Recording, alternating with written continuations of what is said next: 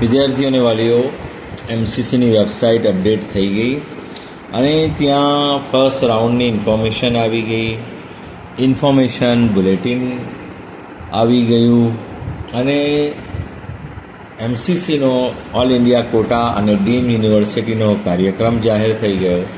Plus all India quota અને સ્ટેટ્સના બધાના કાર્યક્રમ જાહેર થઈ ગયા કે ઓલ ઇન્ડિયા કોટાનું શું રહેશે અને સ્ટેટ્સને એને ફોલો કરીને એના પછીનું રહેશે કે ઓલ ઇન્ડિયા કોટાનું પહેલું રાઉન્ડ થાય પછી એટલે એમસીસીનું પહેલું રાઉન્ડ થાય પછી સ્ટેટનું થાય, પછી સેકન્ડ રાઉન્ડ પણ એ જ પ્રમાણે એમસીસીનું પહેલું થાય પછી સ્ટેટનું થાય, એ રીતે દરેક રાઉન્ડ થશે. તો ઇન્ફોર્મેશન બુલેટિન આવી ગયું છે, એ વાંચી શકો છો તમે વેબસાઇટ પર જઈને. હવે શું નવું છે? નવામાં છે કે એક ફિક્સ્ડ કેન્ડિડેટ અને એક ફ્લોટ કેન્ડિડેટ, એટલે કે તમે કોઈ કોલેજ તમને પહેલાં રાઉન્ડમાં મળી જાય, બરાબર, તો તમે એવું વિચારો કે હવે મારે બીજી કોઈ જગ્યાએ આગળ કાઉન્સેલિંગમાં ભાગ લેવો નથી, કોલેજ બદલવી નથી, મને જે મળી ગયું મારે લેવું છે. એને ફિક્સ્ડ કેન્ડિડેટની શ્રેણી આપી છે, એટલે એણે જઈને ત્યાં કોલેજ જે છે એ જોઈન કરી લેવાની. એટલે કે બધા ડોક્યુમેન્ટ્સ ઓરિજિનલ ફિઝિકલ જઈને બધા ઓરિજિનલ ડોક્યુમેન્ટ સાથે રિપોર્ટિંગ કરીને જોઈન કરી લેવાનું હોય, બરાબર. બીજો ઓપ્શન શું આપ્યો છે કે જેને અપગ્રેડ કરતા રહેવું છે કે મને પહેલા રાઉન્ડમાં જે કોલેજ મળી છે મને એનાથી સારી મળે તો હું સેકન્ડ રાઉન્ડમાં જાઉં, અને સેકન્ડ રાઉન્ડમાં આવ્યા પછી મને એનાથી પણ સારી મળે તો થર્ડ રાઉન્ડમાં જાઉં. એટલે આપણે ટોટલ 3 રાઉન્ડ સુધી અપગ્રેડ કરી શકીએ. 3 રાઉન્ડ પછી અપગ્રેડ ના થાય. લાસ્ટ રાઉન્ડ આપણો ત્રીજો કહેવાય જો કોઈને સીટ મળેલી હોય તો. કોઈને સીટ જ ના મળી હોય ને 3 રાઉન્ડ સુધી તો એ ચોથા રાઉન્ડમાં જઈ શકે.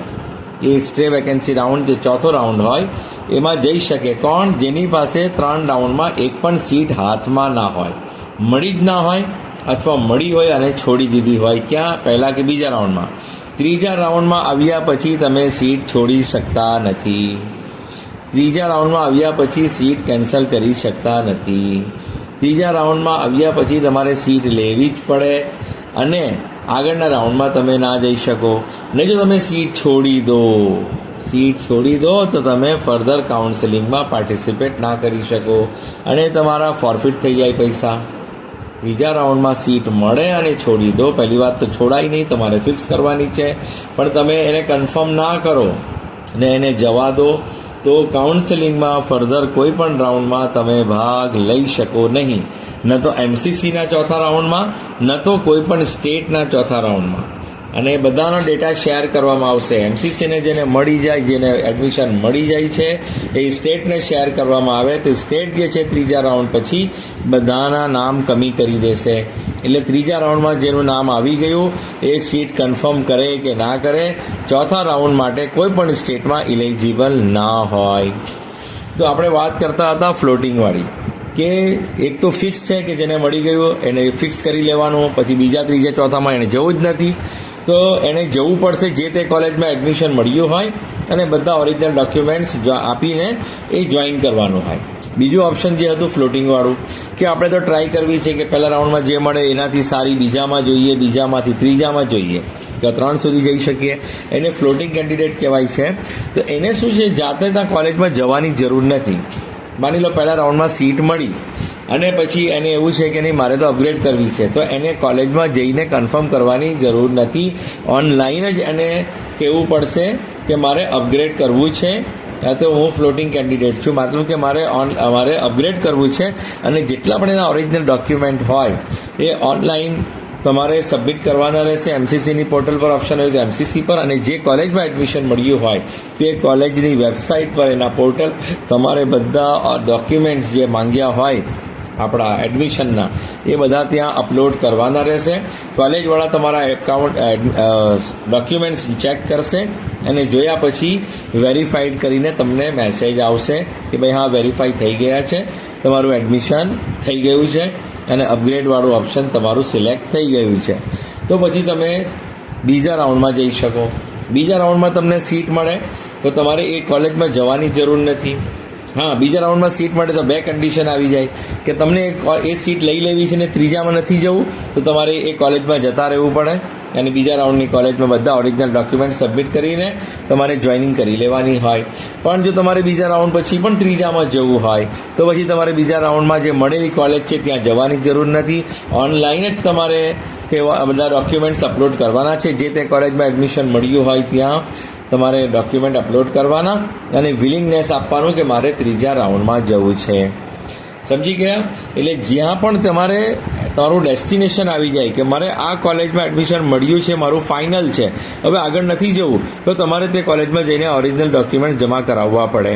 બરાબર, એક વસ્તુ આ થઈ ગઈ.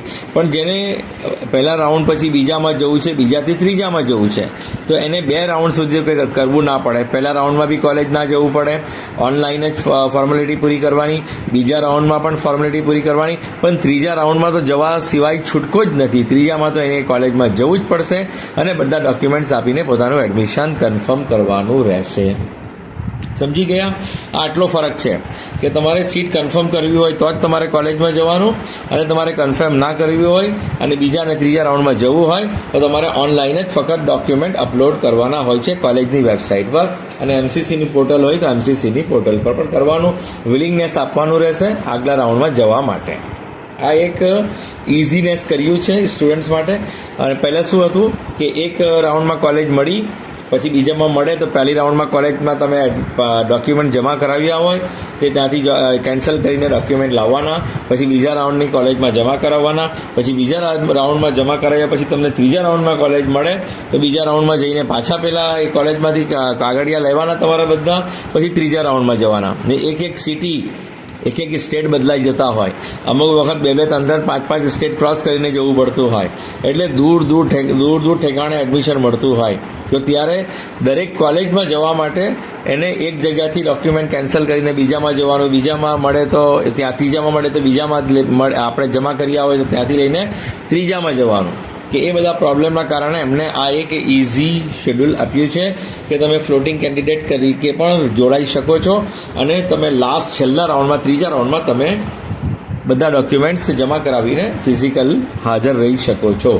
બાકી ફ્લોટિંગ જ્યાં સુધી હોય પહેલાં અને બીજામાં, ત્યાં સુધી તમારે ત્યાં હાજર રહેવાની જરૂર નથી, ઓરિજિનલ ત્યાં જમા કરાવવાની જરૂર નથી, ફક્ત ઓનલાઈન જ તમારે અપલોડ કરવાના હોય છે. સમજી ગયા? આટલો એક ફાયદો છે. બીજું એક નવું શું આવ્યું છે કે એનઆરઆઈમાં પહેલાં એ લોકો સ્ટુડન્ટ અને પેરેન્ટ્સને લેતા હતા, હવે સ્ટુડન્ટ્સના બ્રધર, સિસ્ટર, દાદા, દાદી, અંકલ, આંટી, એ બધા જે બ્લડ રિલેશનમાં આવતા હોય એ લોકોને પણ એનઆરઆઈમાં લીધું છે. ગાર્ડિયન હોય કે આ લોકો રિલેશનમાં હોય, બ્લડ રિલેશનમાં હોય અને સ્ટુડન્ટના ગાર્ડિયન હોય કે બધી ફીસ એ જ આપવાના હોય, તો પછી એ લોકોને પણ આ વર્ષે ઇલિજિબલ કર્યા છે એનઆરઆઈ કોટા માટે. બાકી આ કાયદો પહેલે હતો, બધા ઇલિજિબલ હતા, પછી એમણે એવો કાયદો લાવ્યો હતો કે સ્ટુડન્ટ એનઆરઆઈ હોય કે ફાધર મધર એનઆરઆઈ હોય તો જ મળે. પછી એ કાયદો હવે કાઢી નાખ્યો છે આ વર્ષથી, અને બ્લડ રિલેશનવાળા કોઈ પણ હોય, સ્પોન્સર હોય તો એનઆરઆઈ કોટામાં એડમિશન મેળવી શકે છે. પણ તમને ખબર જ હશે કે એનઆરઆઈની ફીસ સૌથી વધારે હોય છે, લાખો રૂપિયામાં હોય છે. બરાબર, મલ્ટિપલ લાખ્સમાં એની ફીસ હોય છે. એટલે જેનો સ્કોર ઓછો હોય અથવા એનઆરઆઈ હોય તે જ લઈ શકે. આપણે ઇન્ડિયન લોકોએ ઇન્ડિયન કોટામાં government seats, fully government, semi government અથવા પ્રાઇવેટમાં ગવર્મેન્ટ કોટાની સીટ્સ જ લેવાની, પૈસા વેડફવાના નથી, ના મેનેજમેન્ટ કોટામાં ના એનઆરઆઈ કોટામાં. સમજી ગયા? નહીં તો પછી બીજી કોઈ ફિલ્ડમાં એડમિશન લઈ લેવાનું. આટલા બધા લાખો રૂપિયા ખર્ચવાની આપણને જરૂર નથી. હવે આપણે શું જોઈ લઈએ. આ તો થઈ ગયા આપણે કાઉન્ટ્સ. તો 5 તારીખે રજિસ્ટ્રેશન ચાલુ થવાનું છે. તો એક ટ્યુટોરિયલ બી કહે છે, વિડીયો આવ્યો છે, તો વિડીયો જરા જોઈ લેજો ક્યાં છે. તો એ ટ્યુટોરિયલ વિડીયો જોઈને પછી તમારે રજિસ્ટ્રેશન કરવાનું. નેટની સ્પીડ સારી હોય, તમારું ટ્રાન્ઝેક્શન જે છે એ ફેલ ના થાય, અને પિન તમે લઈ શકો તો 11,000 રૂપિયાની પિન રહેશે ઓપન ઈડબ્લ્યુએસ માટે, અને પેલા ઓબીસી, એસસી, એસટી માટે 5,500ની રહેશે. અને જો તમારે ડીમ યુનિવર્સિટી અને ગવર્મેન્ટ બંનેમાં ટ્રાય કરવી હોય તો 2,05,000 ભરવાના રહેશે. 5,000 રજિસ્ટ્રેશન ફીસ અને 2 લાખ સિક્યોરિટી ડિપોઝિટ. તો આ 2,05,000 ભરો તો ગવર્મેન્ટ સીટ માટે પણ તમે ટ્રાય કરી શકો અને ડીમ યુનિવર્સિટી માટે પણ ટ્રાય કરી શકો. બીજી શું વાત છે, હવે ટાઈમ શેડ્યુલ જોઈ લઈએ કે 5 ઓગસ્ટથી 12 ઓગસ્ટ સુધી રજિસ્ટ્રેશન અને પેમેન્ટ ફેસિલિટી અવેલેબલ રહેશે. અને ચોઇસ ફિલિંગ 6 ઓગસ્ટથી ચાલુ થશે. 5 ઓગસ્ટે ચોઇસ ફિલિંગ નહીં આવશે. 6 ઓગસ્ટે ચોઇસ ફિલિંગ ચાલુ રહેશે, તો 13 ઓગસ્ટ સુધી ચાલુ રહેશે સવારે 11 વાગ્યા સુધી. 13 ઓગસ્ટ સવારે 11 વાગ્યા સુધી. પણ આપણે ચોઇસ ફિલિંગ 10-11 સુધીમાં પતાવી લેવાની છે. છેલ્લી તારીખ અને છેલ્લી ઘડીની વાર નથી જોવાની. 13 થી 16માં સીટ એલોટમેન્ટ થશે. અને લોક તમે કર્યું હોય તો વેલ એન્ડ ગુડ, લોક ના કર્યું હોય તો ઓટોમેટિક લોક થઈ જશે. અને સોફ્ટવેરથી સીટ એલોટમેન્ટ થાય છે, મેન્યુઅલી થતું નથી. રિઝલ્ટ 17 ઓગસ્ટના આવશે અને રિપોર્ટિંગ જોઈનિંગ જે 18 ઓગસ્ટથી 22 ઓગસ્ટ સુધી રહેશે. અને વેરિફિકેશન જે છે એ આપણે 23 ઓગસ્ટના થશે. પછી બીજું રાઉન્ડ આવશે 24 ઓગસ્ટથી, બરાબર, 25થી સમજો ને, 25થી આવશે. તો આ થઈ ગયું ઓલ ઇન્ડિયાનું. હવે એમને સ્ટેટ માટે પણ આપ્યું છે. સ્ટેટ માટે શું આપ્યું? ઓલ ઇન્ડિયાનું શું લખ્યું છે આમાં? 4 ઓગસ્ટે તે લોકો પહેલાં સીટ મેટ્રિક્સ બધું તૈયાર કરશે, પણ આપણે 4 ઓગસ્ટથી ચાલુ થાય એવું લખ્યું છે, પણ રજિસ્ટ્રેશન તો 5થી જ ચાલુ થશે. તો સીટ મેટ્રિક્સ જે છે એ 4 ઓગસ્ટે આવી જશે. તો ક્યાં સુધી? 17 ઓગસ્ટ સુધી ઓલ ઇન્ડિયા કોટાનું રહેશે, ડીમ્ડ સાથે. અને વેરિફિકેશન જોઈન્ટ કેન્ડિડેટ જે છેલ્લે લાસ્ટ છે 23 ઓગસ્ટ છે. અને નહીં, last date of joining 22 August છે. અને 23માં વેરિફિકેશન થશે કે કોણે મેળવ્યું, કોણે છોડી દીધું, એ 23ના ખબર પડે. એટલે 17ના રિઝલ્ટ આવશે અને 22 સુધી જોઈન કરવાનું રહેશે. કોણે? ઓલ ઇન્ડિયા કોટાવાળાએ. અને ગુજરાત સ્ટેટ અને બધા સ્ટેટનું શું આપ્યું છે કે 13 ઓગસ્ટથી તમારે કાર્યવાહી ચાલુ કરીને 22 ઓગસ્ટ સુધી પૂરી કરવાની. એટલે 22 ઓગસ્ટની આસપાસ તમારે રિઝલ્ટ ડિક્લેર કરવાનું અને 28 ઓગસ્ટ સુધી તમારે બધાની રિપોર્ટિંગ કરાવી દેવાની હેલ્પ સેન્ટર પર. અને પછી 29ના તમારે એમસીસીને બતાવવાનું, બરાબર, કે verification of joint candidates data by state, કે સ્ટેટમાં આટલા વિદ્યાર્થીઓએ એડમિશન કન્ફર્મ કર્યું છે. પછી આપણે એ રીતે જે શેડ્યુલ છે લાસ્ટમાં છેલ્લે જાય છે સ્ટે વેકેન્સી. પછી 8 સપ્ટેમ્બરે આપણું એકેડેમિક યર ચાલુ થાય છે, પણ આ ટાઈમ ટેબલ અનુસારે આ પ્રમાણે બધું થાય તો 8 સપ્ટેમ્બર થશે. બાકી ગયા વર્ષે 14થી 15 વખત ટાઈમ ટેબલ એ લોકો બદલ્યું હતું. દરેક રાઉન્ડમાં ડિલે થતું હતું. પહેલું રાઉન્ડ પણ આ છે ને, ચોઇસ ફિલિંગ ખેંચાતી જશે કે અમુક સ્ટુડન્ટનું રજિસ્ટ્રેશન બાકી છે તો એના માટે ડેટ વધારવામાં આવે છે. અમુક સ્ટુડન્ટના ઈમેલ આવ્યા છે, એમની ચોઇસ ફિલિંગ બાકી છે એટલે ડેટ વધારવામાં આવી છે. એ રીતે ખેંચમદાન કરતા જાય. અથવા નવી કોલેજ આવતી હોય ને તો એના વેઇટ કરવામાં પછી ખેંચતાન કરતા જાય.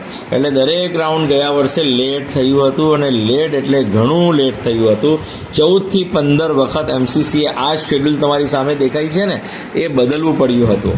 એટલે મેં ઉપર લખ્યું છે નંબર 1 કે આગળ હવે કેટલા શેડ્યુલ આવશે તો ખબર નહીં, તો હમણાં મેં આ નંબર 1 લખી દીધું છે.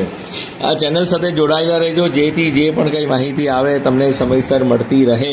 બીજા સ્ટુડન્ટ પેરેન્ટ્સ સુધી જરૂરથી શેર કરજો, નોટિફિકેશન ઓન રાખજો, જેથી જ્યારે પણ તમે નેટ ચાલુ કરો તો વિડીયો તમને મળતા રહે. Thank you so much for listening, liking, subscribing and sharing.